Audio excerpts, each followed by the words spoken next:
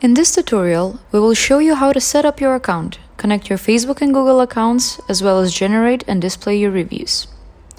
Once you are logged in, follow the steps with our new onboarding EmbedReviews guide.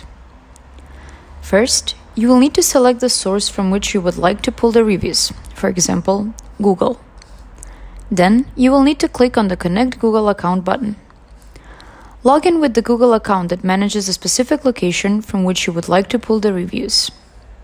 Next, choose the Google location you want to generate reviews from and click on the Create Widget button. That's it. Your Google reviews will be generated in your Embed Social account. You can easily display them on your website by just copy-pasting the generated code anywhere into the body section of your website.